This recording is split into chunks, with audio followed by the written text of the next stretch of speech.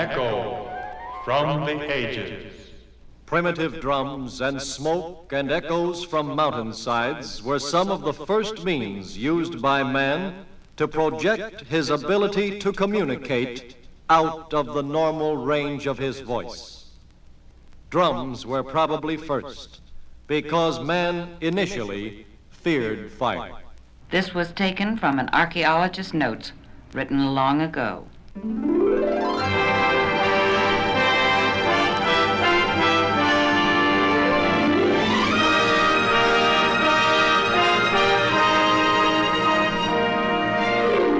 This is Face to the Future, a new transcribed series on this station produced in cooperation with the North American Air Defense Command.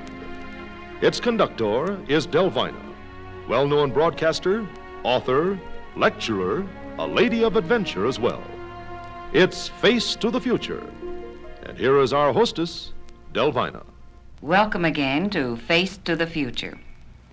When a man named Lazar Ludovich Zamenhof was born just a little more than 100 years ago in Bialystok, a frontier town near Poland, Lithuania, and Byelorussia, his earliest memories were a babble of languages. Local officials spoke in Russian, the nobility in Polish, the peasants in Lithuanian and Byelorussian, and the shopkeepers in Yiddish. From this welter of inability to communicate completely between peoples in one small city, he became interested in developing a common language. Being adept at many languages himself, he eventually wrote a book about a common tongue which he signed with the pen name of Dr. Esperanto, and that common language became known as Esperanto.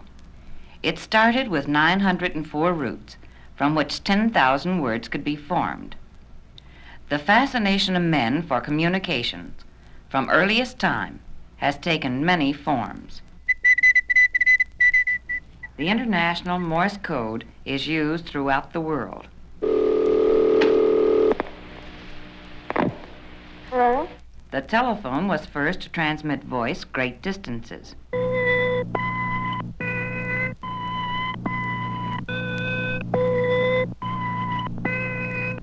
And from the payloads fired aloft with great missiles, the strange voices of telemetry came back to us from as far away as the moon.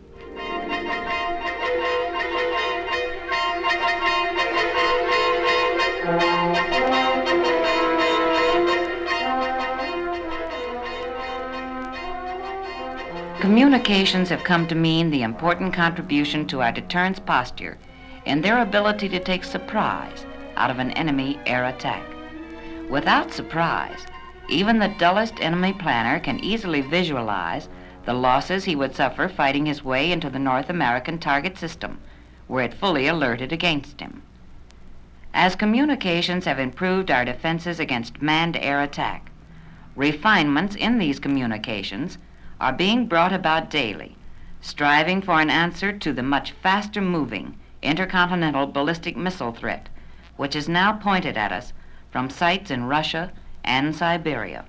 From where I sit here in the Combat Operations Center of the North American Air Defense Command in Colorado Springs, Colorado, it is easy to see we need some fast, hard work to provide us with a means of fighting off an intercontinental ballistic missile attack. This means we not only have to have the weapon, which can move fast enough to do it, but we need the improved radar to see the missile and the guidance system to ensure its destruction. That was Colonel R.L. Gould, Director of the Combat Operations Center of the North American Air Defense Command.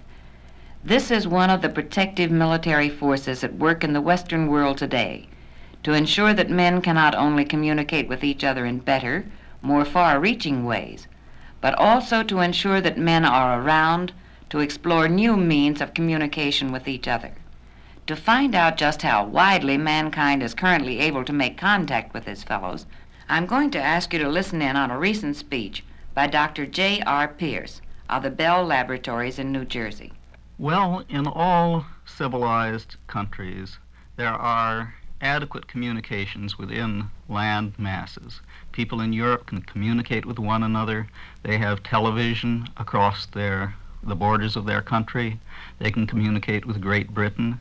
But the ocean forms a barrier. It has been partially spanned by submarine cables to give high-quality broadcast circuits as well as telephone circuits. How many people would you think are out of reach of this means of contact? Here is Dr. Pierce continuing. There are still many billions of people, I suppose, with whom we do not even have the quality of telephone circuits that we have within the continental United States. And as yet, we have no broadband television circuits. We cannot instantaneously see some important event abroad, and it's here that satellites may help us. But it is quite possible that with adequate research, satellite communication will come into being as a practical thing, will span the oceans, and will enable us both to hear and see people in all parts of the world.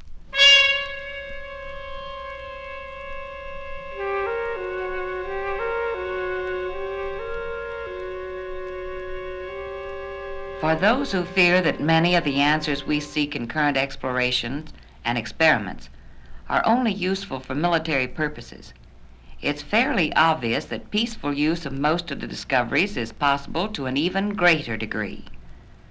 While a communications satellite in the sky has military surveillance capabilities, it can also open the whole of the Earth's surface to broadcasting and telecasting beams, to telephone and telegraphy in a degree not now possible. Here's my next guest. Will you identify yourself, please? Well, I'm K.J. Bassert, assistant to the Vice President Engineering of Convair, located in San Diego. Your company, along with many others, is working on the communication satellite program. Since this will be a tremendously expensive feat, how many will be required?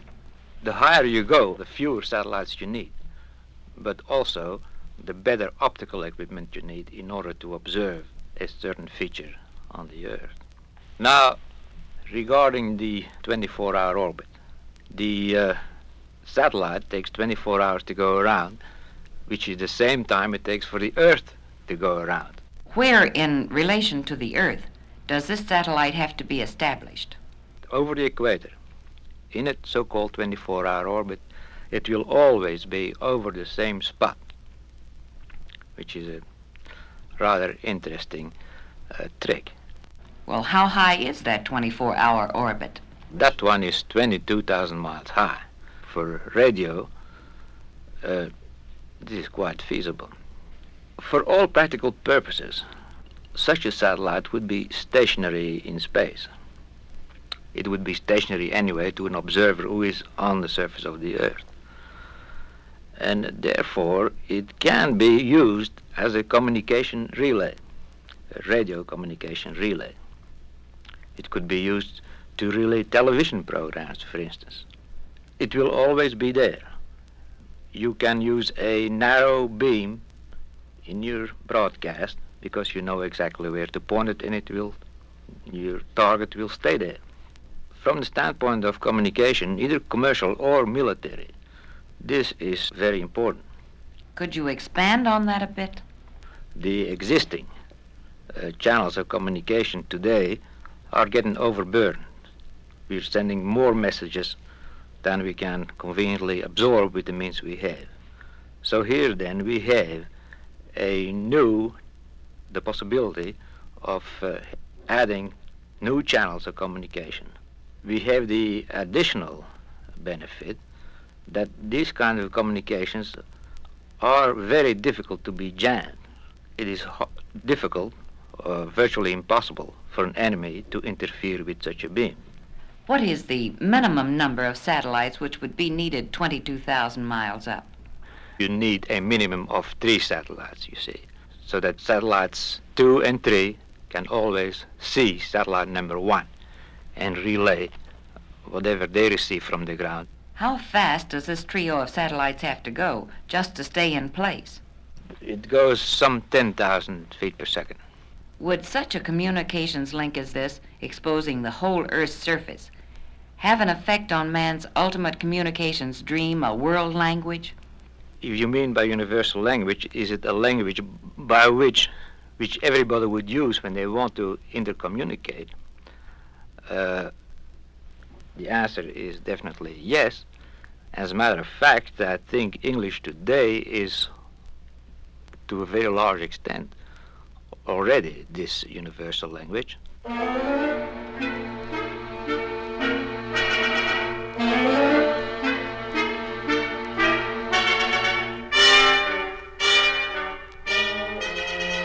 The forerunner of these communications developments has already become an accomplished public fact, and it was in English.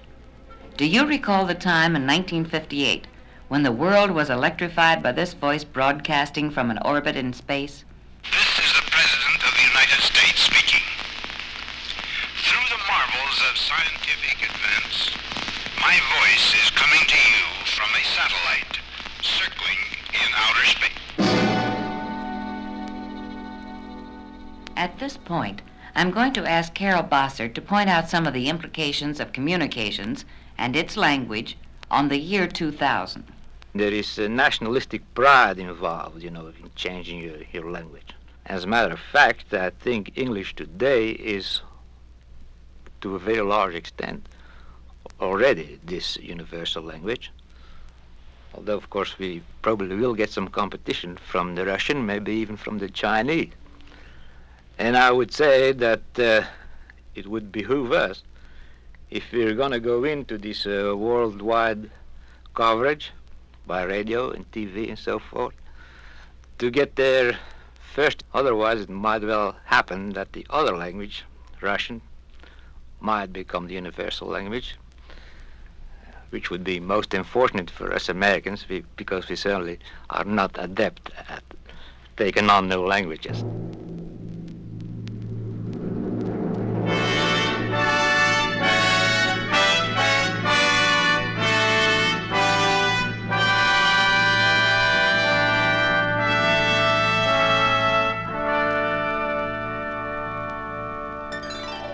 So no matter how far mankind has come from smoke signals and drums, the distances he can still go to improve his lot, his safety, and his riches make us appear to be only on the threshold. By communications, he can be better informed, universally knowledgeable, less likely to be surprised, detect more opportunities for human enterprise.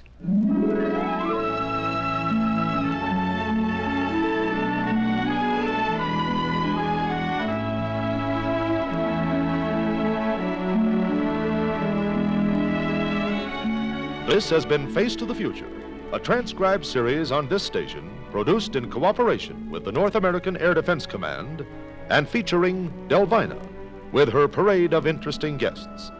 Be with us next time as we put our face to the future.